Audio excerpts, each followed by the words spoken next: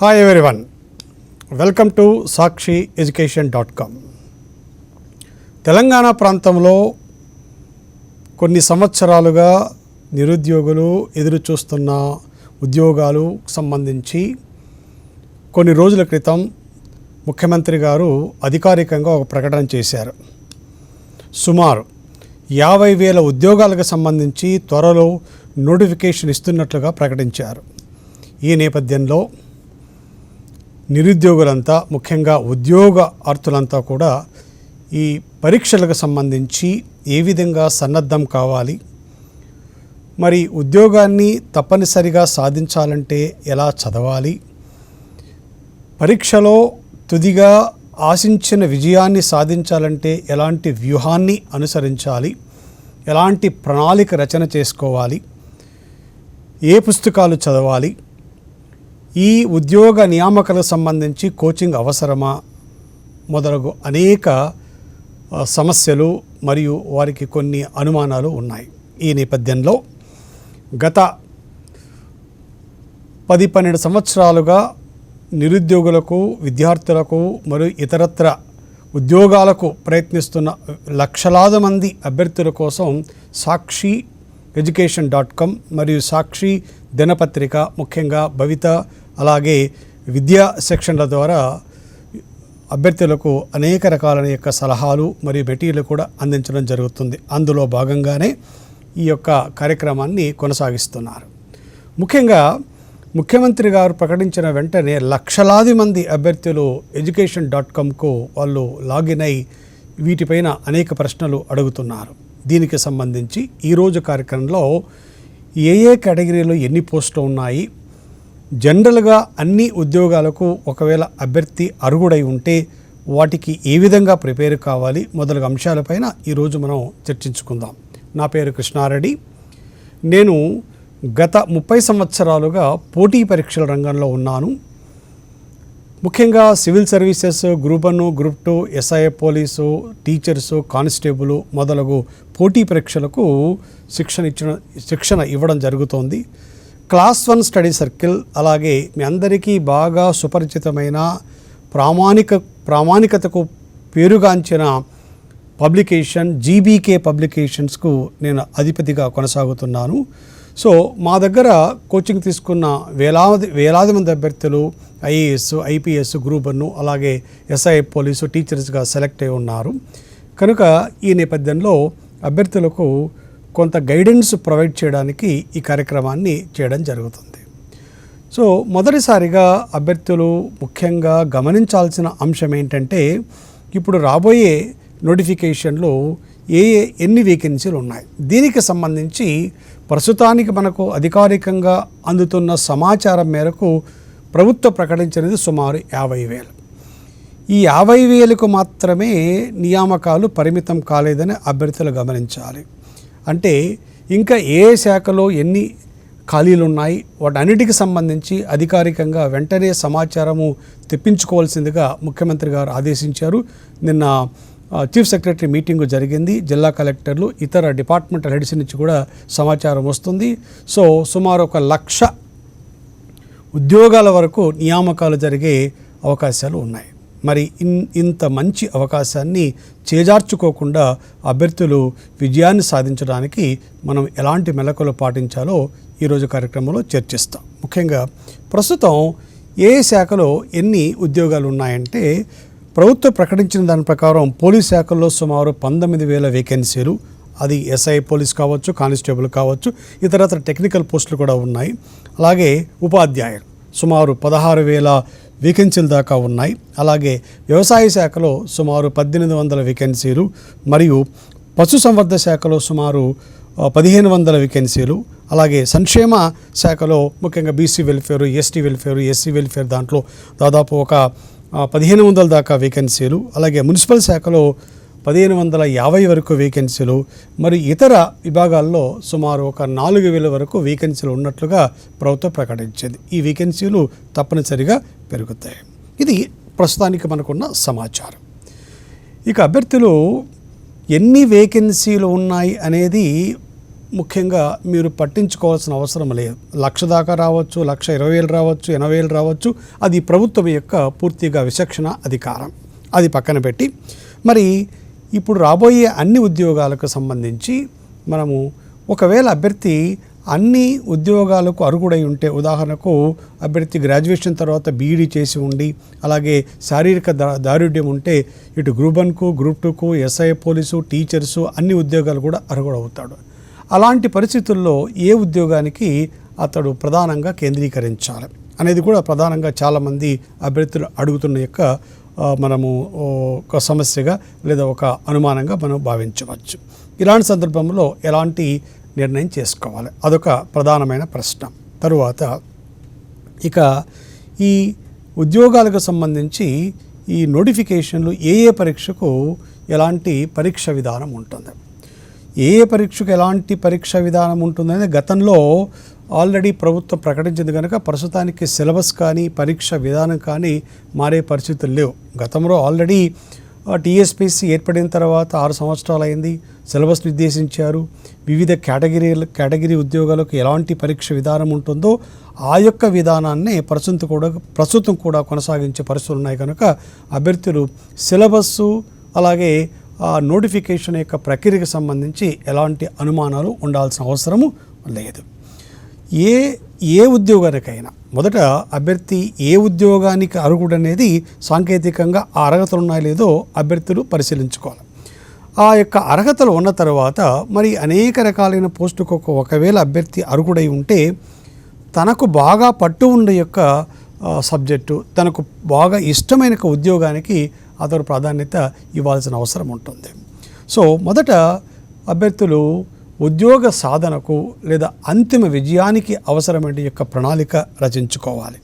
అంటే ఎలా చదవాలి, సో ఎన్ని గంటలు చదవగలుగుతారు, ఒక జనరల్ ప్రణాళిక మొదట తయారు చేసుకోవాలి. ఆ తర్వాత ప్రిపరేషన్ విధానం. మరి ప్రస్తుతం చాలా పరీక్షలు ఆబ్జెక్ట్ టైప్ మల్టిపుల్ చాయిస్లో ఉంటున్నాయి కనుక ఆబ్జెక్ట్ టైప్ మల్టిపుల్ చాయిస్ విధానానికి అలాగే మెయిన్స్ డిస్క్రిప్టివ్ లేదా కన్వెన్షనల్ టైప్ విధానానికి కొంత తేడా ఉంటుంది. కన్వెన్షనల్ టైపు, డిస్క్రిప్టివ్ టైపు ప్రధానంగా గ్రూప్ 1 మెయిన్ ఎగ్జామ్ వరకు ఉంటుంది కనుక ఈ యొక్క గ్రూప్ 1 మెయిన్ ఎగ్జామ్కి సంబంధించి మరొక వీడియోలో మనం దాన్ని ప్రస్తావిస్తాం. ప్రస్తుతం మాత్రం అన్ని పోటీ పరీక్షలకు కామన్గా ఉండే అంశాలపైనే ఈరోజు ప్రధానంగా మనము మాట్లాడుకోవడం జరుగుతుంది. కనుక ప్రిపరేషన్ విధానం, ఆ తర్వాత పాటించాల్సిన యొక్క మెలకువలు. ఏ పోటీ పరీక్ష అయినా కూడా తప్పనిసరిగా అభ్యర్థులు కొన్ని మెలకువలు పాటించాలి. ఎలాంటి మెలకువలు పాటించాలో వాటి గురించి ఎక్స్ప్లెయిన్ చేస్తాను. తర్వాత వ్యూహం. ఏ కార్యక్రమం చేయాలన్నా తప్పనిసరిగా ఒక వ్యూహం ఉండాలి, ఒక స్ట్రాటజీ ఉండాలి. ఇప్పుడు మీరు పోటీ పరీక్షలకు ప్రిపేర్ అవుతున్నారు, దీనికి ఎలాంటి వ్యూహం ఉండాలి? వ్యూహం అంటే ఏంటంటే కొన్ని లక్షలాది మంది అభ్యర్థులు పోటీ పడుతున్నప్పుడు అందరూ మీతో పాటుగా కష్టపడతారు, నిరంతరంగా శ్రమిస్తారు. వారి యొక్క నేపథ్యంలో వారి యొక్క పరిమితిలో వారికి తెలివితేటలు ఉంటాయి. ఇవన్నీ కామన్గా ఉన్నప్పుడు అంటే ప్రిపరేషన్ విధానం కామన్గా ఉంది, సిలబస్ కామన్గా ఉంది, తర్వాత మెటీరియలు, తర్వాత రెఫరెన్స్ బుక్స్, కోచింగ్ అందరికీ కామన్గా ఉన్నప్పుడు మరి ఇంతమందిలో కామన్ ఫ్యాక్టర్స్ ఉన్నప్పుడు నీకు ఆ ఉద్యోగం రావాలంటే ఇతరుల కంటే భిన్నంగా ఎలాంటి వ్యూహాన్ని అభ్యర్థి అనుసరించాల్సి ఉంటుందో కూడా మనం గమనించాలి. సో ఆ వ్యూహం ఎట్లా ఉండాలి, ఆ తర్వాత మరి ఎలాంటి పుస్తకాలు చదవాలి. ముఖ్యంగా పోటీ పరీక్షలు అనగానే విపరీతమైన పుస్తకాలు ఉన్నాయి, వాటి ఎంతవరకు చదవాలి, రెఫరెన్స్ బుక్స్ ఏంటి, రీడింగ్ బుక్స్ ఏంటి, వాటికి సంబంధించి కూడా ఎక్స్ప్లెయిన్ చేస్తాను. ఆ తర్వాత ఇక కోచింగు లేదా గైడెన్స్. పోటీ పరీక్షలు అనగానే చాలామంది అభ్యర్థులు తప్పనిసరిగా కోచింగ్ వెళ్ళాలి, కోచింగ్ వెళితేనే విజయము సాధ్యమవుతుందనే ఒక అభిప్రాయంలో ఉంటారు. నిజంగా పోటీ పరీక్షలకు కోచింగ్ అనివార్యమా? కోచింగ్ లేకుండా విజయం సాధించలేరా? మరి గతంలో చాలామంది అభ్యర్థులు కోచింగ్ తీసుకున్నా కూడా విజయం రాలేదు, కోచింగ్ తీసుకోకుండా విజయాన్ని సాధించారు కదా. మరి దేన్ని మనం ఎగ్జాంపుల్గా తీసుకోవాలి, దేన్ని మనం రోల్ మోడల్గా తీసుకోవాలి? ఈ అంశం పైన కూడా చాలామందికి సందేహాలు ఉన్నాయి. ఆ కోచింగ్ యొక్క పాత్ర ఏంటి, ఎంతవరకు అభ్యర్థి కోచింగు ఉపయోగపడుతుంది?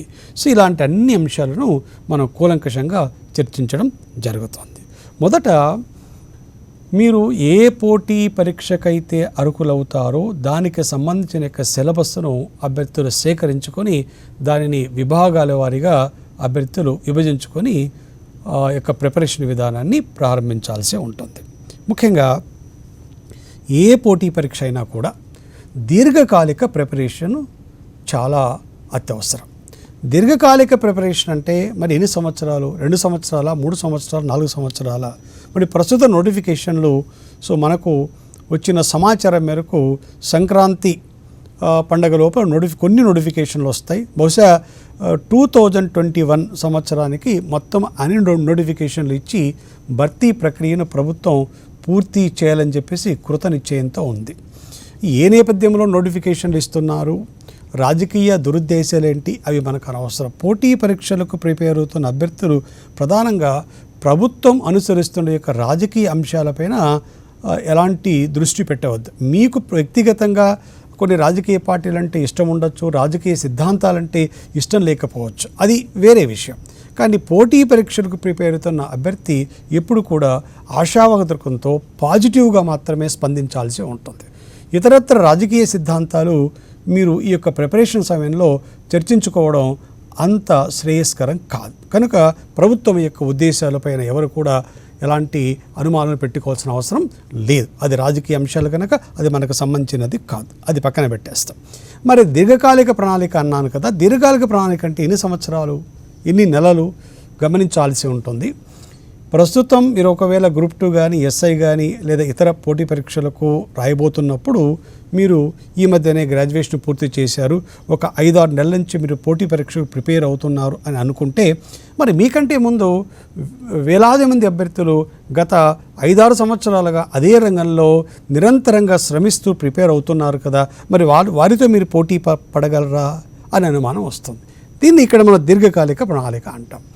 సాధారణంగా మేము ఏమి నిర్దేశిస్తాము అంటే, ఏమి సూచన చేస్తామంటే, పోటీ పరీక్షలు రాస్తున్న వారు కనీసం అంటే ఎగ్జాము రాసే సమయానికి, ఎగ్జాము తీసుకునే సమయానికి ఒక 6 నుంచి 8 నెలల వరకు ప్రిపరేషను ముందే ప్రారంభించి ఉంటే మీకు విజయం సాధించడానికి అవకాశాలు ఎక్కువగా ఉంటాయి. మరి అలా లేదనుకోండి, ఇప్పుడే నోటిఫికేషన్లు వెలువడుతున్నాయి కనుక ఈ సమయంలోనే మేము ప్రిపేర్ అవుతాం, గతంలో ఆ విధంగా అనుకోలేదు, కొన్ని కారణాల వల్ల ఇప్పుడు ప్రిపేర్ కాదలుచుకున్నాం అనుకున్నప్పుడు వారు మరొక వ్యూహాన్ని పాటించాల్సిన అవసరం ఉంటుంది. ఇప్పటికే పోటీ పరీక్షలు రాసి ఒక స్టేజ్కి వచ్చిన వాళ్ళు ఒక విధంగా తయారు కావాలి, పోటీ పరీక్షలతో ఏమాత్రము సంబంధం లేని అభ్యర్థులు వారు మరొక విధంగా ఈ పరీక్షకు ప్రిపేర్ కావాల్సిన అవసరం ఉంటుంది. కనుక దీర్ఘకాలిక ప్రణాళిక, దీర్ఘకాలిక ప్రిపరేషన్ అది ఎప్పుడు కూడా అభ్యర్థికి ఉపయోగకరంగానే ఉంటుంది.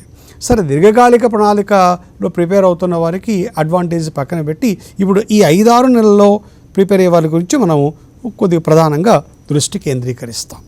ఇలాంటి అభ్యర్థులు ఎక్కువ సమయాన్ని ఈ యొక్క ప్రిపరేషన్ కోసం కేటాయించవలసి ఉంటుంది. ముఖ్యంగా రోజుకు కనీసం అంటే ఒక 8 నుంచి 10 గంటల వరకు వాళ్ళు ప్రిపరేషన్ కొనసాగించి, ఇతరత్ర 2-3 గంటలు ఒకవేళ సమయం వస్తే వారు కోచింగో లేదా ఇతర గైడెన్స్కు దాన్ని వినియోగించుకోవచ్చు.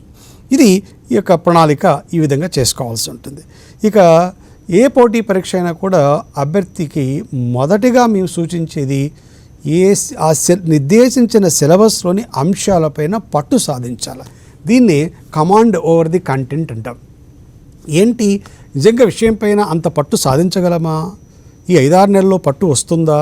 మనకు విజయం సాధించడానికి అవసరమైన మార్కులు సాధించడానికి పట్టు సాధించగలమంటే విషయం పైన పట్టు అంటే ఏంటంటే, ఆ రిక్రూటింగ్ బాడీ ఎవరైతే ఉద్యోగ నియామకాలు చేస్తున్నారో ఆ సంస్థ నిర్దేశించిన సిలబస్ను ఫస్ట్ అర్థం చేసుకొని అందులో విస్తృతి ఏంటి, ఆ సిలబస్ యొక్క విస్తృతి ఎలా ఉంది, ప్రశ్నలు గతంలో ఏ విధంగా వచ్చాయి, ఎంతవరకు ప్రిపేర్ అయితే గరిష్ట మార్కులు సాధించవచ్చు అనే అంశం పైన అభ్యర్థులు అవగాహన ఏర్పరచుకోవాలి. దీన్నే మన విషయం పైన పట్టు అంటాం. అది సిలబస్లో చాలా అంశాలు ఉన్నాయి. అది భారత రాజ్యాంగం కావచ్చు, భారతదేశ చరిత్ర, సంస్కృతి, భౌగోళిక అంశాలు కావచ్చు, కరెంట్ అఫైర్స్ కావచ్చు, మెంటల్ అబిలిటీ కావచ్చు, ఏ అంశమైనా సరే ఆ విషయం పైన అభ్యర్థికి పట్టు రావాలి. కనుక విషయం పైన పట్టు సాధించడానికి జనరల్గా వాళ్ళు ప్రయత్నం చేయాలి. ఆ తర్వాత సొంత నోట్స్ తయారు చేసుకోవడం. ఇప్పుడు నేను చెప్పబోయే అన్నీ కూడా అన్ని పోటీ పరీక్షలు కామన్, ఇవి జనరల్ గైడెన్స్ అంటాం. I'm not entering in to the specific guidance, just a general guidance. కనుక సొంత నోట్స్ తయారు చేసుకోవాలి. మన సమయం సరిపోదు కదా, సొంత నోట్స్ అవసరమా, మార్కెట్లో ఇన్ని రకాలైన పుస్తకాలు ఉన్నాయి కదా, కోచింగ్ సెంటర్ మెటీరియల్స్ ఉన్నాయి కదా, జిరాక్స్ లభ్యం అవుతుంది కదా, ఇలాంటి సమయంలో సొంత నోట్స్ తయారు చేసుకోవడానికి సమయం ఉంటుందా అంటుంది. అభ్యర్థులు గమనించాలి, సొంత నోట్స్ తయారీకి కొంత సమయం పడుతుంది. మీరు ఎంత సమయాన్ని కేటాయిస్తారో సొంత నోట్స్ తయారు చేయడానికి అంతే ఉపయోగం మీకు పోటీ పరీక్షలో ఉంటుంది. ఎందుకంటే మీరు సొంతంగా నోట్స్ తయారు చేసుకున్నప్పుడు మీకు సమయం నా ఉద్దేశంలో వృధా కాదు, సమయం ఆదా అవుతుంది. ఎందుకు? ఒక టెక్స్ట్ బుక్ తీసుకుంటారు లేదా ఒక కోచింగ్ సెంటర్ మెటీరియల్ తీసుకుంటారు, అందులో మీకు 30-40% అనే విషయాలు తెలిసి ఉంటాయి. ఒక 500 పేజీలు ఉంటుంది ఆ యొక్క మెటీరియల్. అందులో 30-40% విషయాలు బాగా తెలిసినప్పుడు దాన్ని చదవాల్సిన అవసరం లేదు. ఆ విషయాలు వదిలేసి మీకు ఏవైతే కష్టం అనిపిస్తాయో, ఎక్కడైతే ఆ విషయం పైన లోతుగా అక్కడ విశ్లేషణ చేశారో, పూర్తిగా మీకు ఆ అంశాలపైన అవగాహన లేదో వాటిని మాత్రమే రాసుకుంటారు. అప్పుడు మీకేమవుతుంది? సో అనవసరంగా 200-300 పేజీలు చదవాల్సిన అవసరం లేదు కనుక సమయం ఆదా అవుతుంది. కనుక సాధ్యమైనంత వరకు అభ్యర్థులు క్లాస్ రూమ్ నోట్స్ కానీ లేదా టెక్స్ట్ బుక్ రెఫరెన్స్ కానీ చేస్తున్నప్పుడు ముఖ్యమైన పాయింట్లను, మీకు అసలు పూర్తిగా అవగాహన లేని పాయింట్లను, కొద్దిగా విశ్లేషణతో కూడిన పాయింట్లను మీరు సొంత నోట్స్లో తయారు చేసుకుంటే ఇక్కడ సమయము ఆదానే కాదు, రివిజన్కు బాగా ఉపయోగపడుతుంది. ఏంటి రివిజన్ అంటే ఏంటి? రివిజన్ అంటే రేపు ఎగ్జామ్ ఉందంటే మొత్తం సిలబస్లో ఉన్న 7-8 అంశాలు, అంటే దాదాపు ఒక 2000 పేజీల మెటీరియల్ అనుకుందాం. ఈ 2000 పేజీల మెటీరియల్ మీరు 10 గంటల్లో రివైజ్ చేయలేరు. ఎప్పుడైతే సొంత నోట్స్ను సినాప్టిక్గా ఇంపార్టెంట్ బుల్లెట్ పాయింట్స్లో మీరు తయారు చేసుకుంటారో, అవంతా కూడా మొత్తానికి 2000 పేజీలను కుదింపుగా చేసుకుంటే మీ యొక్క పరిభాషలో, మీ యొక్క దృక్కోణములో, మీ యొక్క అవగాహన శక్తికి ఆధారంగా, మీ యొక్క వేవ్ లెంగ్త్కు ఆధారంగా తయారు చేసుకున్నారు కదా. కనుక మీ వేవ్ లెంగ్త్కు ఆధారంగా తయారు చేసుకున్న మ్యాటర్ను మీరు మొత్తం ఆ యొక్క 2000 పేజీలను 300 పేజీలు కుదించుకుంటే మీరు 5-6 గంటల్లో 2 పర్యాయాలు ఆ యొక్క మెటీరియల్ని రివైజ్ చేసుకునే అవకాశం ఉంటుంది. దానివల్ల ఏమైంది? మొత్తం సిలబస్ కవర్ చేస్తున్నారు. అదే టెక్స్ట్ బుక్లో స్టడీ మెటీరియల్ తీసుకుంటే 2000 పేజీలు ఒక్కసారి కూడా మీరు రివైజ్ చేయడానికి ఎగ్జామ్ ముందు సరిపోదు. కనుక అందుకే సొంత నోట్స్ పోటీ పరీక్షలో చాలా ఉపయోగపడుతుంది. మీరు గమనించాలి, గతంలో మంచి ర్యాంక్ సాధించిన సివిల్ సర్వీసెస్ అభ్యర్థులు కానివ్వండి, వాళ్ళు కానివ్వండి, లేదా ఆర్డినరీగా సెలెక్ట్ అయిన ఒక కానిస్టేబుల్ ఉద్యోగం కానీ, వీళ్ళంతా కూడా ఒక విధంగా సొంత నోట్స్ కూడా తయారు చేసుకున్న వాళ్ళే. కనుక సొంత నోట్స్ తయారు చేసుకునే ప్రయత్నం చేయండి. అంటే సినాప్టిక్గా, ఎక్కువ డిస్క్రిప్టివ్ కాకుండా ఇండికేటివ్గా అంటే సూచనాత్మకంగా మీరు ఇంపార్టెంట్ పాయింట్స్ను సొంత నోట్స్ తయారు చేసుకుంటే, మీ సొంత దస్తూరీలో మీరు రాసుకుంటే మీకు ఏంటంటే అక్కడ చూస్తున్న విషయంలో మీ యొక్క వ్యక్తిత్వం అనేది అక్కడ మీకు ప్రతిబింబంగా కనిపిస్తూ ఉంటుంది. ఆ యొక్క రాతలో మిమ్మల్ని మీరు చూసుకుంటారు. ఎప్పుడైతే మీరు చూసుకుంటారో దానిపైన ధ్యాస పెరుగుతుంది, దానిపైన దృష్టి పెరుగుతుంది, దానిపైన నమ్మకం పెరుగుతుంది, మీలో విశ్వాసం అనేది కూడా పెంపొందుతుంది. కనుక తప్పనిసరిగా సొంత నోట్స్ తయారు చేసుకోవడానికి ప్రయత్నం చేయండి. ఆ తర్వాత మరి పోటీ తీరు ఎట్లా ఉంది? మొత్తం సపోజ్ మీరు ఉదాహరణకు గ్రూప్ 2 రాస్తున్నారు. గ్రూప్ 2లో ఒక 1000 వేకెన్సీలు ఉన్నాయనుకుందాం. సుమారు 7 లక్షల మంది పోటీ పడుతున్నారు అనుకుందాం. కనుక 1000 ఉద్యోగాలకు 7 లక్షల మంది పోటీ పడుతున్నప్పుడు పోటీ తీరు, the level of the competition ఎలా ఉందనేది మీరు అంచనా వేసుకోవాలి. అంటే చాలా ఎక్కువగా ఉంది. అలా కాకుండా అదే ఎస్ఐ పోలీసు కానిస్టేబుల్కి అయితే ఆ ఫిజికల్ ఫిట్నెస్ తర్వాత, వడపోత కార్యక్రమం తర్వాత మిగిలిన అభ్యర్థులు తక్కువగా ఉంటారు కనుక పోటీ తక్కువగా ఉంటుంది. కనుక పోటీ తీరు ఎట్లా ఉంటుందనేది అభ్యర్థులు మీరు అంచనా వేసుకోవాలి. మీరు చాలా ఉద్యోగాలకు అర్హులు కావచ్చు, మీకు ఆ యొక్క ఉద్యోగం ఇష్టం ఉండొచ్చు, కానీ వెంటనే ఉద్యోగాన్ని సాధించాలంటే ఆ పోటీ తీరు ఎట్లా ఉందో దాన్ని కూడా మీరు అంచనా వేసుకోవాల్సిన అవసరం ఉంటుంది. ఆ తర్వాత ఇక చివరిగా మీ యొక్క వ్యక్తిగత ఇష్టాలు, వ్యక్తిగత అయిష్టాలు, వ్యక్తిగత నమ్మకాలు, వ్యక్తిగత అపనమ్మకాలు కూడా ఉంటుంది. సో మనం ఎంత కోచింగ్ ఇచ్చినా, ఎంత గైడెన్స్ ఇచ్చినా అభ్యర్థులకు వాళ్ళలో ఒక తెలియని భయాలు ఉంటాయి. కొన్ని సంవత్సరాలుగా వాళ్ళు పుట్టి పెరిగిన వాతావరణంలో కొన్ని అభిప్రాయాలు ఉంటాయి. ఈ కొన్ని అభిప్రాయాలకు ఎలాంటి ఐ కెన్ సే తర్కబద్ధమైన కారణాలు ఉండవు. కొన్ని అభిప్రాయాలకు, కొన్ని నమ్మకాలకు తర్కబద్ధమైన కారణాలు ఉండవచ్చు. కనుక వీటిని అధిగమించి, అంటే ఇంతవరకు 25 సంవత్సరాల్లో మీరు ఏర్పరచుకున్న అభిప్రాయాలు ఏవైతే ఉన్నాయో కొన్ని ఐ కెన్ సే అన్రీజనబుల్ అంటాను, ఇర్రేషనల్ అభిప్రాయాలు కొన్ని ఉన్నాయి. ఏంటి, ఈ సబ్జెక్టు కష్టమని, మెంటల్ ఎబిలిటీ కష్టమని, హిస్టరీ విస్తృతంగా ఉంటుందని, ఆర్ట్స్ బ్యాక్గ్రౌండ్ కనుక మెంటల్ ఎబిలిటీ సరిగా చేయాలని, నేను సైన్స్ బ్యాక్గ్రౌండ్ కనుక పాలిటీ, ఎకానమీ, హిస్టరీ అంటే అర్థం కావని, ఇవన్నీ కూడా కేవలం నా ఉద్దేశంలో అవి ఇర్రేషనల్ అండ్ ఇల్లాజికల్ అభిప్రాయాలని చెప్తాను. ఏ సబ్జెక్టు కూడా కష్టం కాదు, ఏ సబ్జెక్టు కూడా ఈజీ కాదు. They are all relative. They appear to be easy, they appear to be difficult because of your perception. మీరు ఎలా చూస్తే అలా అనిపిస్తుంది. కనుక దీన్ని ఏమంటారంటే ఈ యొక్క అభిప్రాయం నుంచి మీరు బయటపడాలి. తర్వాత చాలామంది రాస్తున్నారు, నాకంటే ముందు ఉన్నారు, వాళ్ళతో నీ పోటీ పడగలనా, వారిలాగా నేను ప్రిపేర్ కాగలనా అనేది ఒక అభ్యర్థికి ఒక డౌట్ వస్తుంది. ఆ సహజమే. కనుక వాటితో పోటీ పడగలనా, పోటీ పడలేవంటే పోటీ నుంచి తప్పుకుంటావా, తప్పుకోలేవు కదా. కనుక పోటీ అనివార్యమైనప్పుడు, వేరే ప్రత్యామ్నాయం లేనప్పుడు అభ్యర్థి పోటీ పడాలి. అంతిమంగా ఫలితం ఏదైనా కావచ్చు, విజయం రావచ్చు, విజయం రాకపోవచ్చు, కానీ గట్టిగా ప్రయత్నం చేయడానికి మీకున్న అభిప్రాయాలు, మీకున్న భయాలు, మీకున్న ఆందోళనలు మీకు అడ్డుగా వస్తున్నాయి. కనుక వాటిని అధిగమించే ప్రయత్నం చేయాలి. ఇది సైకలాజికల్గా ప్రిపేర్డ్నెస్ అంటాం, మానసిక సన్నద్ధత అంటాం. ఇది చాలా చాలా ఇంపార్టెంట్. కనుక ఇలాంటి ఏవైనా భయాలు ఉన్నప్పుడు గతంలో పోటీ పరీక్షల్లో విజయం సాధించిన వారి యొక్క సలహాలు, ఈ రంగంలో నిష్ణాతులైన వారి యొక్క సలహాలు, అలాగే మీ పెద్దలు వారి యొక్క సలహాలు, వారి యొక్క ఆశీస్సులు, ఇక సాక్షి education.com నిరంతరంగా వివిధ రంగాల్లో నిష్ణాతుల వారి చేత కేవలం సబ్జెక్ట్ పరంగా కాకుండా జనరల్గా కూడా ఏ విధంగా ప్రిపేర్ కావాలో అభ్యర్థులకు నిరంతరంగా కూడా సలహాలు, అలాగే ఇతరత్ర సహాయాన్ని అందిస్తోంది. కనుక ఈ రోజుల్లో మనకు ఈ యొక్క మార్గదర్శకత్వం చేయడానికి అవసరమైన అనేక రకాలైన యొక్క వ్యక్తులు ఉన్నారు. అలా అనేక రకాల రిసోర్సెస్ మనకు ఈజీగా అవైలబిలిటీ ఉంది. మరి ఇన్ని హంగులు ఉన్నప్పుడు మీరు ఒకవేళ మీకు అలాంటి భయాలు, ఆందోళన ఉన్నప్పుడు వాటిని నివృత్తి చేసుకోవడానికి ప్రయత్నం చేయాలి. ఇది జనరల్గా ప్రతి అభ్యర్థి కూడా దృష్టిలో పెట్టుకోవాల్సిన అవసరం. సరే, ఇక సిలబస్ ఏముంది, ఎలా ప్రిపేర్ కావాలి అవన్నీ చెప్తాం. అది కాదు ఇంపార్టెంట్, నీ యొక్క సన్నద్ధత అనేది చాలా ఇంపార్టెంట్. కనుక వీటంతా కూడా ఒక అంశంగా మనం భావించినప్పుడు ఇది జనరల్ ప్రిపేర్డ్నెస్ అంటాం.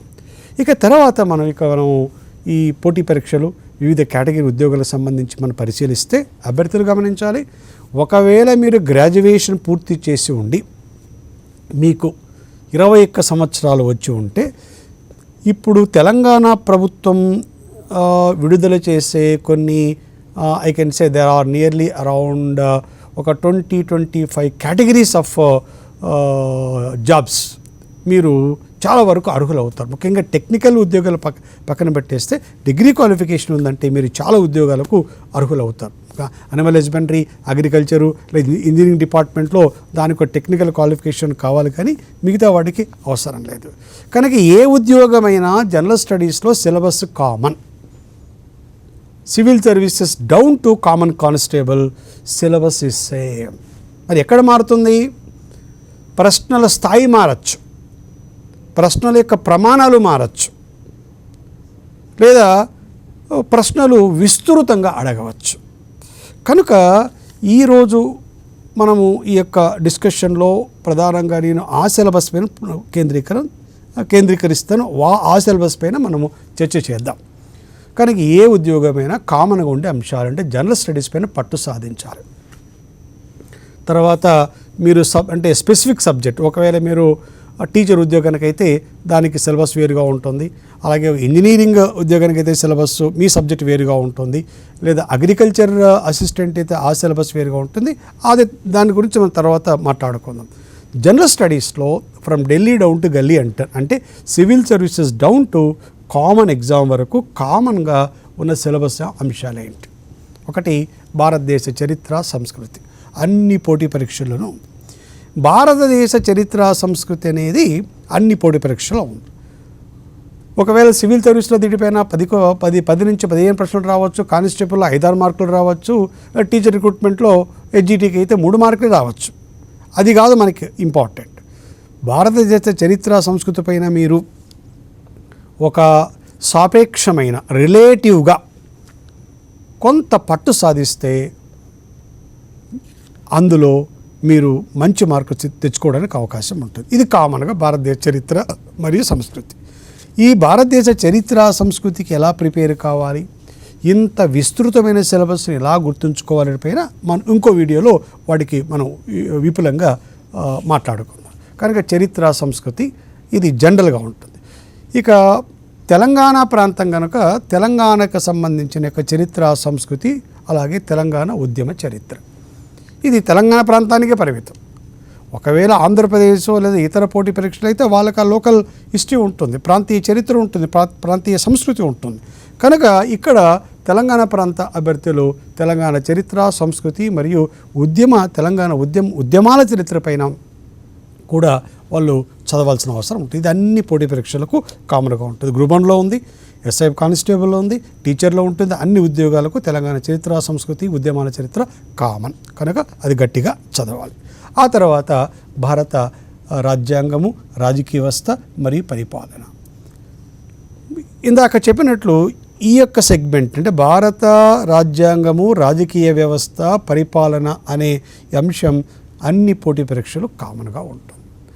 మరి దీనిపైన మనం ఎలా అవగాహన ఏర్పరచుకోవాలి, దీనిపైన ఎలా పట్టు సాధించాలి అంటే, అసలు భారత రాజ్యాంగం, రాజకీయ వ్యవస్థలో ఏ అంశాలు ఉంటాయి? నాకు తెలిసినంత వరకు గత 30 సంవత్సరాలుగా ఈ ఫీల్డ్లో ఉన్నాను. సివిల్ సర్వీసెస్లో ఏ సిలబస్ ఉందో, ఈవెన్ కానిస్టేబుల్లో కూడా ప్రిలిమినరీ వరకు అదే సిలబస్ ఉంది. ఏమన్నాడు సివిల్ సర్వీసెస్లో? Indian political system, Indian constitution of India and governance అన్నాడు. కానిస్టేబుల్, ఎస్ఐ, పోలీసు, టీచర్స్లో కూడా ఏముంది?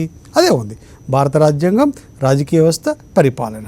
అంటే యూపీఎస్సీ, ఐఏఎస్, ఐపీఎస్ వాళ్ళకైతే ఏమైతే నిర్దేశించారో ప్రిలిమినరీ ఎగ్జామ్లో, కామన్ కానిస్టేబుల్ కూడా అదే సెగ్మెంట్ ఉంది, అలాంటి పదబంధాలే ఉన్నాయి. మరి ఎక్కడ మారుతుంది? నంబర్ ఆఫ్ క్వశ్చన్స్ మారచ్చు, ప్రశ్నల యొక్క స్థాయి మారచ్చు. సిలబస్ అయితే కామన్ కదా.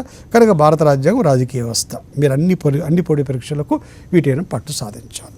ఇందులో ఏమున్నాయి, సిలబస్లో ఏమున్నాయి, సో వాటంటే కూడా అభ్యర్థులు సేకరించుకోవాలి. వాటి గురించి మనం ప్రత్యేకంగా ప్రతి సబ్జెక్టు పైన ప్రత్యేకంగా వీడియో చేస్తాం. కనుక ఈ లోతుగా వెళ్ళి ఆ విశ్లేషణ అనేది ఈరోజు కార్యక్రమంలో ఉండదు, కనుక తరువాత కార్యక్రమంలో చేస్తాం. భారత రాజ్యాంగం, రాజకీయ వ్యవస్థ అన్నిటికీ కామన్గా ఉండే అంశం. తరువాత ఇక మనకు భారత ఆర్థిక వ్యవస్థ. ఈ భారత ఆర్థిక వ్యవస్థ కూడా అన్ని పోటీ పరీక్షలకు కామన్గానే ఉంటుంది. అంటే భారత ఆర్థిక వ్యవస్థ అంటే భారత ఆర్థిక యొక్క స్వరూపం ఏంటి, దీని యొక్క నేచర్ ఏంటి, ఎలాంటి ఆర్థిక వ్యవస్థను మనం ఎంచుకున్నాం, మిశ్రమ ఆర్థిక వ్యవస్థను ఎందుకు ఎంచుకోవాల్సిన అవసరం ఏర్పడింది, ప్లాన్డ్ ఎకానమీ తీసుకున్నాం. ప్లాన్డ్ ఎకానమీ అంటే అర్థం ఏంటి? ప్రధానంగా ఎకానమీలో వచ్చే ప్రశ్నలంతా కూడా గమనిస్తే మనం ఈ ప్రణాళికలు, వాటి యొక్క ప్రాధాన్యతలు, ప్రభుత్వం చేపట్టే కార్యక్రమాలు, అలాగే వివిధ అభివృద్ధి అంశాలు, వ్యవసాయం, తర్వాత పరిశ్రమలు, తర్వాత సేవారంగం, వీటికి సంబంధించి ఎక్కువగా ప్రశ్నలు వస్తున్నాయి. ఇది అన్ని పోటీ పరీక్షలుగాను కామన్గా ఉంది. భారత ఆర్థిక వ్యవస్థ, దానికి సంబంధించిన అంశాలు. ఇక మరొక కామన్ అంశం ఏంటంటే సైన్స్ అండ్ టెక్నాలజీ. ఈ సైన్స్ అండ్ టెక్నాలజీ కూడా అన్ని పోటీ పరీక్షలకు కామన్గానే ఉంటుంది. సైన్స్ అంటే జనరల్ సైన్స్, అంటే అభ్యర్థులు ఆల్మోస్ట్ 3వ తరగతి 4వ తరగతి నుంచి కూడా మనకు సామాన్య శాస్త్రాలు స్టార్ట్ అయితే పరిసరాల పరిజ్ఞానం అనే పేరుతో సామాన్య శాస్త్రాలను, సాంఘిక శాస్త్రాలను మనకు ప్రాథమిక స్థాయిలో ప్రభుత్వం అనేది పరిచయం చేస్తుంది. ఈ సైన్స్ అంటే జనరల్, అది బయాలజీ కావచ్చు, it could be A botany, zoology, physics or chemistry. కొన్ని ప్రాథమిక అంశాలపైన ప్రశ్నలు అడుగుతారు. ఎందుకంటే జనరల్ స్టడీసు ప్రధానంగా ఏమంటారంటే 10th క్లాస్ వరకు అభ్యర్థులు అన్ని సబ్జెక్టులు చదివింటారు కనుక ఆ చదివిన అంశాలపైన వారి యొక్క అవగాహన పరిశీలిస్తాం. ఎందుకు పరిశీలించాలి అవగాహన అంటే, మరి మీరు ఒక ప్రభుత్వ ఉద్యోగానికి వెళ్తున్నప్పుడు నీ చుట్టూ ఉన్న పరిసరాలు ఆర్థిక అంశాలు కావచ్చు, భౌగోళిక అంశాలు కావచ్చు, సైన్స్ అండ్ టెక్నాలజీ కావచ్చు, లేదా సమకాలీన అంశాలు కావచ్చు, ఇవన్నీ అన్నిటిపైన కూడా కొంత మీకు కనీస అవగాహన ఉండాలి కదా. గతంలో చదివారు కదా, గతంలో ఎంత సీరియస్గా మీరు చదివారో కొంత అంచనా వేయాలి కనుక ఆ సైన్స్ అండ్ టెక్నాలజీ ప్రాథమిక అంశాలపైన వస్తాయి. ఇక టెక్నాలజీ అంటే ఈ సైన్స్ను మనం ఏ విధంగా మానవుని యొక్క అవసరాల కోసం ఉపయోగిస్తున్నాం. What is technology? Technology is nothing but application of the science. ప్రాథమిక సైన్స్ సూత్రాలు, ఆ థియరీని మనం ఏ విధంగా మనము నిత్య జీవితంలో ఉపయోగించుకుంటామో దాన్ని టెక్నాలజీ అంటారు. కనుక ఈరోజు ప్రపంచాన్ని శాసిస్తున్నది టెక్నాలజీ. ఏ దేశమైతే టెక్నాలజీలో ముందంజ ఉంటుందో ఆర్థిక వ్యవస్థను కూడా అది శాసిస్తుంది. ముఖ్యంగా చైనా కానివ్వండి, అమెరికా కానివ్వండి, జర్మనీ కానివ్వండి, జపాన్ కానివ్వండి, ఈ Korean countries, very small countries, కేవలం టెక్నాలజీ వల్ల వారి యొక్క ఆర్థిక వ్యవస్థ అంత బలంగా ఈరోజు తయారవుతుంది. ఇతరత్ర అంశాలు ఉన్నాయి కాదనం. కనుక ఈ టెక్నాలజీ ఎలా వస్తుంది, లేటెస్ట్ తాజా అంశాలేంటి, ఎలా పరిణామం చెందుతుంది, స్పేస్ టెక్నాలజీ అంటే ఏంటి, తర్వాత ఓషన్ టెక్నాలజీ అంటే ఏంటి, అగ్రికల్చర్ టెక్నాలజీ, బయోటెక్నాలజీ, వివిధ రకాలైన అంశాలపైన అభ్యర్థులు అవగాహన ఏర్పరచుకోవాలి. ఇది కూడా కామన్. తర్వాత భౌగోళిక అంశాలు. It could be a world geography or it could be a Indian geography or local geography. కానీ కొన్ని పోటీ పరీక్షలకు ప్రపంచ భౌగోళిక అంశాలు లేవు, కొన్ని పోటీ పరీక్షలకు ప్రపంచ భౌగోళిక అంశాలు ఉన్నాయి. ఇక కామన్గా ఇండియన్ జియోగ్రఫీ ఉంటుంది. ఒక తెలంగాణ అభ్యర్థులు కనుక తెలంగాణ భౌగోళిక అంశాలు. కనుక ఇక ఈ జియోగ్రఫీ అలాగే ఎకానమీ కొంత ముడిపడి ఉంది. మీరు ఎకానమీ బాగా పట్టు సాధిస్తే ఈ జోగ్రాఫికల్ అంశాలపైన కూడా మీకు పట్టు వస్తుంది. దీన్ని మనం ఎకనామిక్ జాగ్రఫీ అంటాం. ముఖ్యంగా ఆ పంటలు, ఆ పరిశ్రమలు, ఆ ఉత్పత్తి, ఆ రవాణా, ఇవన్నీ కూడా ఇటు జాగ్రఫీలో కవర్ అవుతాయి, అలాగే ఎకానమీలో కూడా కవర్ అవుతాయి. కొంతవరకు వాటిని అనుసంధానం చేసుకోవాల్సిన అవసరం ఏర్పడుతుంది. కనుక భౌగోళిక అంశాలు అన్నిటికీ కామన్గా ఉంటాయి. ఇక లోకల్గా తెలంగాణ అభ్యర్థులు తెలంగాణ భౌగోళిక అంశాలపైన పట్టు సాధించాల్సి ఉంటుంది. ఏం లేదు, భౌగోళిక అంశాలంటే ఏంటిది, ఆ ప్రాంతంలో నదీ వ్యవస్థ ఎట్లా ఉంది, ఇక నేలలు ఎట్లా ఉన్నాయి, ఎలాంటి పంటలు పండుతాయి, అక్కడ ఉత్పత్తి అంశాలు ఏంటి, తర్వాత లేబర్ డిస్ట్రిబ్యూషన్ ఎలా ఉంది, వీటికి తర్వాత వాతావరణం ఎలా ఉంటుంది, ఈ అంశాలపైన సాధారణంగా ప్రశ్నలు అడగడం అనేది జరుగుతుంది. తర్వాత ఇక mental ability and logical reasoning అంటారు. ఇది కూడా అన్ని పోటీ పరీక్షలకు కామన్. అయితే ఎస్ఐఎఫ్ పోలీసు లాంటి పరీక్షలకు ఒక సపరేట్గా ఆ మెంటల్ అబిలిటీ తర్వాత రీజనింగ్ అనే సపరేట్ పేపర్ ఉంటుంది, ఎక్కువ మార్కులు ఉంటాయి. అదే గ్రూప్ 1 కానీ గ్రూప్ 2 కానీ ఇతరత్ర పోటీ పరీక్షలకు వాటి యొక్క షేర్, వాటి యొక్క భాగస్వామ్యం తక్కువగా ఉంటుంది. ఏదేమైనా సిలబస్ కామన్గానే ఉంటుంది. కనుక ఈ మెంటల్ అబిలిటీ అండ్ రీజనింగ్లో చాలామంది ఆర్ట్స్ అభ్యర్థులు కొద్దిగా అనవసరమైన ఆందోళనకు మరియు భయానికి గురవుతుంటారు. ఎందుకంటే మేము ఆర్ట్స్ బ్యాక్గ్రౌండ్ కనుక మాకు మెంటల్ అబిలిటీ పైన, మ్యాథ్స్ పైన పట్టు లేదని. అది పూర్తిగా అర్థరహితం, పూర్తిగా అది సహేతుకము కాదు. ఎందుకు? అక్కడ వస్తున్న ప్రశ్నలంతా కూడా మీరు 10th క్లాస్ వరకు చదివిన మ్యాథమెటికల్ బ్యాక్గ్రౌండ్, అది అర్థమెటిక్ కావచ్చు లేదా ఇతరత్ర అంశాలు కావచ్చు, ఏదైనా కావచ్చు, అంతా కూడా 10th క్లాస్ వరకు ఉన్న అంశాలు మాత్రమే. అయితే మీరు ఎప్పుడో వదిలేశారు కనుక వాటి తర్వాత ప్రాక్టీస్, నిజ జీవితంలో వాటిని ప్రాక్టీస్లో లేవు కనుక వాటిపైన కొంత మీకు కష్టం అనిపించవచ్చు. కానీ పోటీ పరీక్షలో అంత డెప్త్గా రావు. కొంత కామన్ సెన్సికల్గానే మనం చాలా వరకు ఈ యొక్క మెంటల్ అబిలిటీ అండ్ లాజికల్ రీజనింగ్లో ఆన్సర్ చేయొచ్చు. ఎలాంటి ప్రిపరేషన్ లేకుండా, ఎలాంటి కోచింగ్ లేకుండా అప్పటికప్పుడు ఇచ్చిన ప్రశ్నను చూసి అక్కడికే మీ యొక్క తర్కాన్ని, మీ యొక్క విచక్షణ జ్ఞానాన్ని మీరు వినియోగించి ఏ కోచింగ్ లేకుండా, ఎలాంటి ప్రిపరేషన్ లేకుండా మెంటల్ అబిలిటీ క్వశ్చన్లో ఒకవేళ 10 ప్రశ్నలు ఇచ్చారనుకోండి, 5 ప్రశ్నలు ఈజీగా చేయగలుగుతారు, ప్రిపరేషన్ లేకుండా చేయగలుగుతారు. ఇది నేను నా యొక్క 30 ఏళ్ళ ఎక్స్పీరియన్స్తో చెప్తున్నాను. ఇక తరువాత మిగిలిన 5 క్వశ్చన్లు 6 క్వశ్చన్లు కొంత ప్రిపరేషన్ అవసరం. అది ఎలాంటి ప్రిపరేషన్ అవసరము అనేది మీరు గత పోటీ పరీక్షలు ప్రశ్నలు పరిశీలిస్తే వాటి స్థాయి ఎట్లా ఉంది, ఎంతవరకు అవి వెళ్తున్నాయి, వాటి పరిధి ఏంటి, వాటిపైన కొంత సాధన చేస్తే మెంటల్ అబిలిటీలో కూడా మీరు గరిష్టంగా మార్కులు సాధించవచ్చు. సో అనవసరమైన హైరానాకు, ఆందోళనకు గురి కావాల్సిన అవసరం లేదు. ఇక చివరిగా మనము ప్రతి పోటీ పరీక్షలోనూ ప్రధానంగా అడిగే ప్రశ్నలు ఈ యొక్క జాతీయ, అంతర్జాతీయ, సమకాలీన అంశాలు. దాన్ని మనము current affairs of national, international and local importance అంటాం. ఎందుకు ఈ యొక్క తాజా అంశాలపైన కూడా అభ్యర్థులకు అవగాహన ఉండాలంటే ప్రపంచం ఎలా ముందుకు వెళ్తుంది, ప్రపంచవ్యాప్తంగా సంభవిస్తున్న ఈ యొక్క పరిణామాలు, అవి రాజకీయ పరిణామాలు కావచ్చు, ఆర్థిక పరిణామాలు కావచ్చు, శాస్త్ర సాంకేతిక పరిణామాలు కావచ్చు, లేదా సాంస్కృతిక పరిణామాలు కావచ్చు, వీటిపైన అభ్యర్థికి అవగాహన ఉండాలి. ఎందుకు అవగాహన ఉండాలంటే రేపు నువ్వు ఒక ప్రభుత్వ ఉద్యోగి అయినప్పుడు నువ్వు అనేక మందితో ఇంటరాక్షన్ కావాల్సి ఉంటుంది. అక్కడ విద్యార్థులు ఉంటారు, అనేక మంది ఉంటారు. నీకు నీ చుట్టూ ప్రపంచవ్యాప్తంగా జరుగుతున్న పరిణామాలపైన నీకు పట్టు ఉన్నప్పుడు నీకు ఒక రకమైన యొక్క ఆత్మవిశ్వాసం వస్తుంది.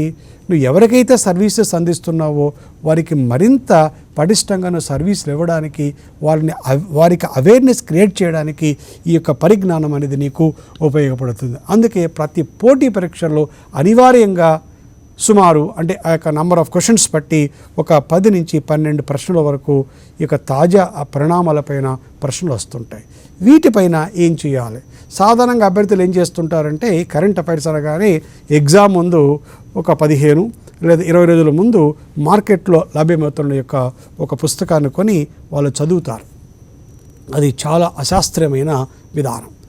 కరెంట్ అఫైర్స్ అనేది ఏ రోజుకు ఆ రోజు దినపత్రికలు చదివిన తర్వాత వాటి యొక్క ఇంపార్టెన్స్, అంటే పోటీ పరీక్షల ఇంపార్టెన్స్ ఏంటి, దినపత్రికలో చాలా అంశాలు వస్తాయి కానీ అన్నింటినీ మనం దానిపైన ఫోకస్ చేయాల్సిన అవసరం లేదు. ముఖ్యంగా కరెంట్ అఫైర్స్లో మీరు గుర్తుపెట్టుకున్న అంశాలు ఏంటంటే ఆర్థిక పరంగా వస్తున్న యొక్క పరిణామాలు, వివిధ దేశాల్లో ముఖ్యంగా అత్యంత ముఖ్యమైన రాజకీయ పరిణామాలు, ముఖ్యంగా ఈ మధ్యన అమెరికాలో ఎన్నికలు జరిగాయి. ఈ అమెరికా అధ్యక్ష ఎన్నికల యొక్క ప్రత్యేకత ఏంటి? అన్ని దేశాల అధ్యక్ష తరహా ఉంది కానీ అమెరికా అధ్యక్ష ఎన్నికల యొక్క ప్రత్యేకత ఏంటి? సో వాటిపైన ప్రశ్న అడగవచ్చు. అలాగే మనకు ఇక పర్యావరణం, మనం now we are in the pandemic, COVID-19లో ఉన్నాం కనుక వీటిపైన ప్రశ్నలు వచ్చే అవకాశం ఉంటుంది. నువ్వు తెలుసుకోవాలి, COVID-19 గురించి తెలుసుకోవాల్సి ఉంటుంది. కనుక ఇలాంటి తాజా పరిణామాలన్నీ కూడా దినపత్రికల్లో వస్తున్న యొక్క సమాచారం, చాలా విస్తృతమైన సమాచారం వస్తుంది. బాగా వాళ్ళు రెఫరెన్స్ చేసి మనకు సమాచారాన్ని అందిస్తున్నారు. దట్టు క్యాప్సూల్ ఫామ్లో వస్తుంది. కనుక పత్రికలకు, దినపత్రికలకు మించిన యొక్క స్టడీ మెటీరియల్ ముఖ్యంగా కరెంట్ అఫైర్స్కు లేదని చెప్పాలి.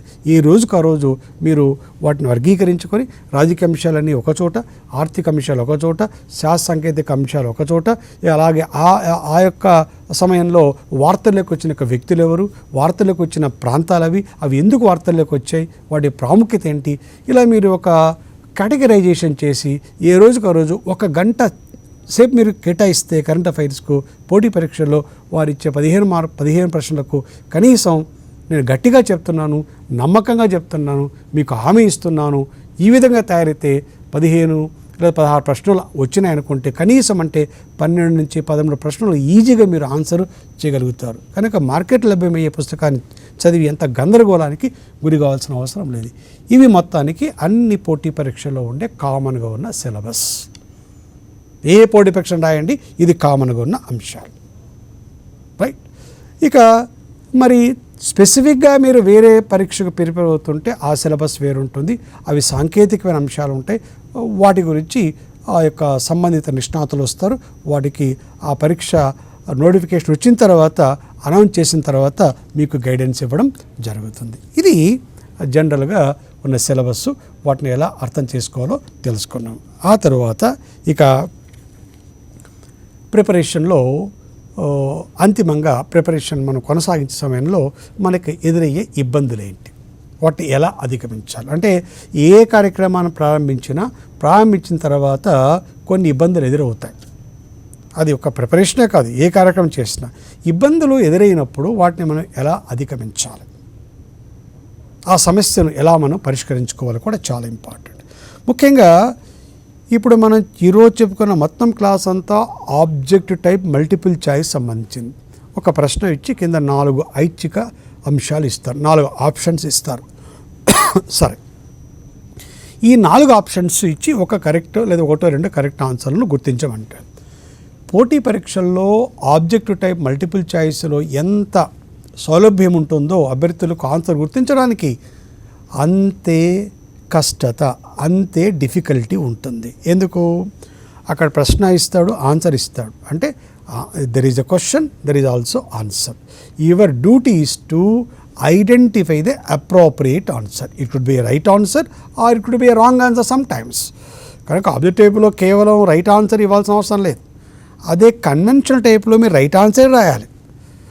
ఆబ్జెక్టివ్ టైప్ ఎగ్జామినేషన్లో రాంగ్ ఆన్సర్ కూడా అడుగుతాడు. ఏమని అడుగుతాడు? ఉదాహరణకు నూతన వ్యవసాయ చట్టాలకు సంబంధించి ఆ బిల్లుకి సంబంధించి ఈ కింది వారిలో సరికానిది ఏది అన్నాడు అనుకోండి. ఇక్కడ సరికానిది ఏదన్నప్పుడు you are choosing a wrong answer. మెయిన్స్లో ఇలా అడగడానికి అవకాశం ఉండదు. కనుక అభ్యర్థి ఆబ్జెక్టివ్ ఎగ్జామినేషన్లో ఎంత సులువు ఉంటుందో అంతే డిఫికల్టీ ఉంది. క్వశ్చన్ ఇచ్చాడు, ఆన్సర్ ఇచ్చారు, మీకు ఎవరిని వాటిని గుర్తించాలి. ఈ గుర్తించే సమయంలో డిఫికల్టీ ఎక్కడ వస్తుందంటే ఇచ్చిన అంశాల్లో అన్నీ కూడా ఆ ఇచ్చిన 4 ఐచ్ఛికాలు వాటిని మనం ఇన్ఫరెన్సెస్ అంటాం, దగ్గరగా ఉంటాయి, చాలా దగ్గరగా ఉంటాయి. The difference between the right answer and wrong answer is almost thin, very subtle difference ఉంటుంది. సబ్జెక్టు పైన మీరు సంపూర్ణమైన అవగాహన పట్టు లేకపోతే ఆ రైట్ రాంగ్ మధ్య ఉన్న యొక్క ఆన్సర్ను గుర్తించలేరు. అక్కడ డిఫికల్టీ ఏర్పడుతుంది. అందుకే విషయ అవగాహనతో పాటు విషయ స్పష్టత కూడా ఉండాలి. ఎంత అవగాహన చేసుకుంటారో వాటిపైన అంతే స్పష్టత కూడా ఉండాలి. ఇది మొట్టమొదటి అంశం ఈ యొక్క ఆబ్జెక్టివ్ ఎగ్జామినేషన్లో అభ్యర్థులు గుర్తించాల్సింది. ఈ ఆబ్జెక్టివ్ టైప్ ఎగ్జామినేషన్లో మరొక ముఖ్యాంశం ఏంటంటే క్వశ్చన్లు సిలబస్కే పరిమితం కావు. అదే మెయిన్స్లో సాధారణంగా సిలబస్కే పరిమితం అవుతాయి. ఎందుకు సిలబస్కే పరిమితం కావు అంటే గత పరీక్ష మనం పరిశీలిస్తే 150 ప్రశ్నలు మనం పరిశీలిస్తే కనీసం అంటే ఒక 10% ప్రశ్నలు అంటే 10 ప్రశ్నల నుంచి 12-15 ప్రశ్నల వరకు సిలబస్తో పూర్తిగా సంబంధము లేనివి కావు అన్న కానీ సిలబస్లో ప్రత్యక్షంగా అంటే ఎక్స్ప్లిసిట్గా ప్రస్తావించబడని అంశాలపైన ఉంటాయి. ఎందుకు అలా జరుగుతుందంటే ఎగ్జామినర్కు క్వశ్చన్ పేపర్ సెట్ చేసే ఎగ్జామినర్కు సిలబస్ ఇచ్చి దిస్ సిలబస్ ఓన్లీ ఇండికేటివ్, ఆ సిలబస్ కేవలం సూచనాత్మకమే, ఖచ్చితంగా అదే పరిధిలోనే ఆబ్జెక్టివ్ క్వశ్చన్స్ ఇవ్వాలని లేదు. ఉదాహరణకు భారత రాజ్యాంగం రాజకీయ వ్యవస్థ పరిశీలిస్తాం. మనం భారత రాజ్యాంగం రాజకీయ వ్యవస్థ అంటారు. రాజకీయ పార్టీలు ప్రధానంగా అవి రాజ్యాంగేతర అంశాలు, సాధారణంగా సిలబస్లో ప్రస్తావించరు. కానీ రాజకీయ పార్టీలో ప్రశ్న వస్తుంది, అది సిలబస్లో నేరుగా ప్రస్తావించబడలేదు కానీ but there is a implicit, అంటే అది పరోక్షంగా ఉంది. ఒక దేశ రాజకీయ వ్యవస్థ, ఒక దేశం యొక్క పరిపాలన రాజకీయ పార్టీలు లేకుండా కొనసాగలేదు. రాజకీయ పార్టీలు లేకుండా మనం ఎన్నికలను ఊహించలేము. కనుక ఎగ్జామినరు ఆ యొక్క సబ్జెక్టులో నిష్ణాతులైన ఎగ్జామినరు వారికి అది స్వల్పమైన అంశంగా భావిస్తారు. కనుక ఆ ప్రశ్న అనేది అడగడం జరుగుతుంది. కానీ కొద్దిగా సిలబస్ నుంచి ముందుకెళ్ళి సిలబస్ యొక్క పరిధి దాటి కూడా ప్రశ్నలు వచ్చే అవకాశం ఆబ్జెక్టివ్ మల్టిపుల్ చాయిస్లో ఉంటుంది. కనుక అభ్యర్థులు వాటిని జాగ్రత్తగా గమనించాలి. ఇక ఆ సిలబస్ పరిధి నుంచి కొద్ది ముందుకెళ్ళాడు. తర్వాత ఇక ఈ సిలబస్ పైన ఒక సమగ్రమైన అవగాహన ఏర్పరచుకోవడం, దీన్నే కాంప్రహెన్సివ్నెస్ అంటాం. మొత్తం అన్ని భాగాలపైన ఒక కాంప్రహెన్సివ్గా మీరు సిలబస్ పైన పట్టు సాధించాలి. తర్వాత ఇక ప్రతి సిలబస్లోని మెంటల్ ఎబిలిటీ, భారతదేశ చరిత్ర, సంస్కృతి 2 భాగాలు వదిలేస్తే అన్ని అంశాలను తాజా పరిణామాలను జోడించే చదువుకోవాలి. భారత రాజకీయ వ్యవస్థ, రాజ్యాంగం చదువుతున్నప్పుడు తాజాగా వస్తున్న యొక్క పరిణామాలపైన మీరు తప్పనిసరిగా చదువుకోవాలి. ఎందుకు అంటే ఉదాహరణకు ఎన్నికలు అంటున్నాం. ఈ ఎన్నికల్లో ఈ కొత్తగా మనం ఇప్పుడు కొత్త పేరు మన జమిలీ ఎన్నికలు మనం వింటున్నాం. కనుక ఎన్నికల సంఘం వరకు ఎన్నికల యొక్క నిర్మాణం ఏంటి, అధికారులు ఏంటి, విధులకే పరిధి కాకుండా జమిలీ ఎన్నికలు అనే మాట ఇప్పుడు తాజాగా మనకు వస్తున్న మాట. వాటిని ఆ విధంగా జమిలీ ఎన్నికలు అంటే ఏంటి, భారతదేశంలో ఇంతవరకు ఎన్నిసార్లు జరిగాయి, అవకాశాలు ఎట్లా ఉంటాయి, జమిలీ ఎన్నికలు జరగాలంటే రాజ్యాంగాన్ని సవరించాలా, ఇవన్నీ కూడా తాజా పరిణామాలు. అట్లా ప్రతి సబ్జెక్టుకు తాజా పరిణామాలు మీరు జోడించుకోవాలి. తాజా పరిణామాలు జోడించుకోవాలంటే కరెంట్ అఫైర్స్ పైన పట్టు సాధించడమే. అంటే అర్థం ఏంటి, కరెంట్ అఫైర్స్ పైన పట్టు సాధిస్తే నేను రూఢిగా చెప్పగలను, కేవలం 10-12 ప్రశ్నలు కరెంట్ అఫైర్స్కి సంబంధించినవి కావు. అందులో ఎకానమీ ఉంది, పాలిటీ ఉంది, సైన్స్ అండ్ టెక్నాలజీ ఉంది, భౌగోళిక అంశాలు ఉన్నాయి. అంటే ఉదాహరణకు మొత్తం 150 ప్రశ్నల్లో కరెంట్ అఫైర్స్ పైన పట్టు సాధిస్తే వివిధ అంశాలపైన మీరు 40 నుంచి 45 ప్రశ్నల వరకు ఆన్సర్ చేయగలుగుతారు. కనుక కరెంట్ అఫైర్స్ చాలా కీలకమైనదిగా మనము గుర్తించాలి. తర్వాత ఇక చదివిన ప్రతి అంశాన్ని చదివినప్పుడు చాలా ఈజీ అనిపిస్తుంది, దాన్ని అల్టిమేట్గా దాన్ని తుదిగా మీరు ప్రశ్నలలోకి రూపాంతరం చేసుకోవాలి. మీరు చదివి అర్థం చేసుకున్నప్పుడు ఒక విధంగా ఉంటుంది, అదే అంశాన్ని ప్రశ్నగా మార్చి కింద ఐచ్ఛికాలు ఇచ్చినప్పుడు కొంత మీకు సందిగ్ధత, కొంత మీకు డౌట్ వస్తుంది. కనుక ఏ విషయం చదివినా వెంటనే దాన్ని ప్రశ్నగా ఎట్లా మారుతుంది, ఈ యొక్క కంటెంట్ను, ఈ యొక్క సబ్జెక్ట్ మ్యాటర్ను, ఈ యొక్క సబ్స్టెన్స్ను నేను ఈ విధంగా భారత రాజ్యాంగ రాజకీయ వ్యవస్థ పైన చదువుతున్నాను, దీన్ని ప్రశ్నగా మారిస్తే ఏ విధంగా రావచ్చు. ఉదాహరణకు వ్యవసాయం. భారత రాజ్యాంగంలో కేంద్ర రాష్ట్రాల మధ్య అధికార విభజన జరిగిన నేపథ్యంలో 3 జాబితాలో జరిగిన నేపథ్యంలో వ్యవసాయాన్ని రాష్ట్ర జాబితాలో ఉంచారు, వ్యవసాయాన్ని రాష్ట్ర జాబితాకి ఇచ్చారు. ప్రశ్న వస్తే వ్యవసాయం అనేది ఏ జాబితాలో ఉంది అంటే రాష్ట్ర జాబితాలో ఉందని ఏ అభ్యర్థి అయినా రాస్తారు. మరి రాష్ట్ర జాబితాలో ఉన్నప్పుడు చట్టాలు రాష్ట్రాలే చేసుకోవాలి కదా. మరి కేంద్రము ఏ విధంగా ఈ యొక్క వ్యవసాయ అంశాలపైన ఈ మధ్య 3 బిల్లులు తీసుకొచ్చింది, సందిగ్ధత వస్తుంది కదా. అప్పుడు ప్రశ్న ఏమొస్తారు, వ్యవసాయం పైన చట్టాలు చేసే అధికారి ఎవరికి ఉంది. రాజ్యాంగపరంగా చూసినప్పుడు అంశం రాజ్యాబితాలో ఉంది, కానీ వాస్తవానికి పార్లమెంట్ కూడా చట్టాలు చేస్తుంది కదా, అప్పుడు అభ్యర్థికి డౌట్ వస్తుంది. కానీ వ్యవసాయం పైన చట్టాలు చేసే అధికారి ఎవరికి ఉంది, కేంద్రానిక రాష్ట్రాలక పై రెండిటికి అన్నప్పుడు చదివినప్పుడేమో స్పష్టంగా రాష్ట్రమని చదువుకున్నాం, ఇక్కడేమో కేంద్రమని ఇచ్చారు, పై 2 అన్నారు, డెఫినెట్గా డౌట్ వస్తుంది. దీన్ని చదివిన ప్రతి అంశాన్ని కూడా ప్రశ్నల్లోకి రూపాంతరం చేసుకున్నప్పుడు మీకు అవగాహన పెరుగుతుంది. ఆ విధంగా అవగాహన పెరగాలంటే విస్తృతమైన ప్రాక్టీస్ క్వశ్చన్స్ మీరు సాధన చేయాల్సి ఉంటుంది.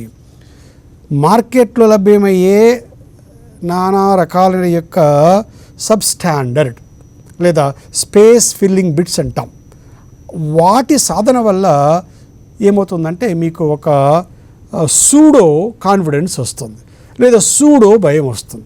ప్రశ్నలు అన్నీ ఈజీగా ఉంటాయి కనుక వారిచ్చే 150 ప్రశ్నల్లో మీరు 130 క్వశ్చన్లు చేశారు అంటే మీకు సూడో కాన్ఫిడెన్స్ వచ్చింది. కొన్ని ప్రశ్నలు తలా తోక లేకుండా చాలా గందరగోళంగా ఇస్తారు, అప్పుడు మీకు స్కోర్ తక్కువగా వస్తుంది, అప్పుడు మీకు సూడో భయం వస్తుంది. కనుక అభ్యర్థులు ప్రామాణికత ఉన్న ప్రశ్నలు మాత్రమే వాళ్ళు ప్రాక్టీస్ చేసినప్పుడే విషయ అవగాహనతో పాటు విషయ స్పష్టత వస్తుంది, గరిష్ట మార్కులు సాధన చేయడానికి అవకాశం ఉంటుంది. కనుక ఈ యొక్క వివిధ అంశాలపైన అభ్యర్థులు చదివిన దాన్ని ప్రశ్నలకి రూపాంతరం చేసుకోవడానికి ప్రయత్నం చేయాలి, అది చాలా ఇంపార్టెంట్. తర్వాత ఇక పునశ్చరణ, దీన్నే రివిజన్ అంటాం. పోటీ పరీక్షలకు నిరంతరంగా విస్తృతంగా చదవడం ఎంత ముఖ్యమో చదివిన అంశాన్ని కనీసం అంటే మీరు భారత రాజ్యాంగం రాజకీయ వ్యవస్థ చదివితే కనీసం అంటే 5-6 పర్యాయాలు ఆ యొక్క అంశాలను మీరు పునశ్చరణ చేయకపోతే మీకు గరిష్ట మార్కులు వచ్చేందుకు అవకాశాలు ఉండవు. ఎందుకంటే ఇంత విస్తృతమైన సమాచారం చదువుతున్నప్పుడు అభ్యర్థి ప్రతి డ్యామ్ డీటెయిల్ అంటాం, ప్రతి స్వల్ప విషయాన్ని గుర్తుపెట్టుకోవడం సాధ్యం కాదు. కనుక గుర్తు పెట్టుకోవాలంటే పదే పునశ్చరణ చేయాలి. Very very very important is revision. చాలామంది అలా చదువుతూనే వెళ్తూ ఉంటారు, కానీ ఎగ్జామ్ సమయంలో ముందుకు వచ్చిన తర్వాత ఎగ్జామ్లో అక్కడ దగ్గరగా అంటే తెలిసినట్లు ఉంటుంది, కొంత డౌట్ వస్తుంది, అందులో నెగిటివ్ మార్కులు ఉన్న పరీక్షల్లో ఆన్సర్ చేయడానికి అభ్యర్థి సాహసించాడు. వాడు అనవసరంగా మార్కులు కోల్పోతారు. కనుక రివిజన్ ఎలా చేయాలి అనేది కూడా ఒక శాస్త్రీయమైన పద్ధతి ఉంది. వాటిని కూడా మనం తర్వాత క్లాస్లో ఎక్స్ప్లెయిన్ చేస్తాను. ఆ తర్వాత చివరిగా అభ్యర్థులు ఇక వారు ప్రిపేర్ అవుతున్న విధానం, ఆ వాతావరణాన్ని సృష్టించుకోవాలి మీరు. అంటే వాతావరణం అంటే ఏంటి? దానికేమో ఏసీ గదులు లేదా ఒక బ్రహ్మాండమైన వాతావరణం కాదు. మీతో పాటు సీరియస్గా మీ వేవ్ లెంగ్త్కు లేదా మీ ఫ్రీక్వెన్సీకి దగ్గరగా ఉన్న ఇతర అభ్యర్థులు, అంటే నిజాయితీగా ఉండే అభ్యర్థులు, మీ ఫ్రెండ్ సర్కిల్ అంటాం, దీన్ని పియర్ గ్రూప్ అంటాం. వాటిని మీరు ఏర్పరచుకోవాలి. ఇందులో చాలా రకాలు ఉంటారు. కొంతమంది మొదటి ప్రిపేర్ అవుతున్నారు, అంత అవగాహన ఉండదు. కొంతమంది ఆల్రెడీ బాగా ప్రిపేర్ అయి ఉంటారు, వాళ్ళు మీకంటే ముందు ఉంటారు. సో అలాంటి వాళ్ళు కాకుండా మీ యొక్క వేవ్ లెంత్కు సరిపోయిన వారిని ఒక గ్రూపుగా ఏర్పడి ఆహ్లాదకరంగా ప్రిపేర్ అయ్యే వాతావరణాన్ని సృష్టించుకోవాలి. చిన్న గదే కావచ్చు, చెట్టు కిందే కావచ్చు.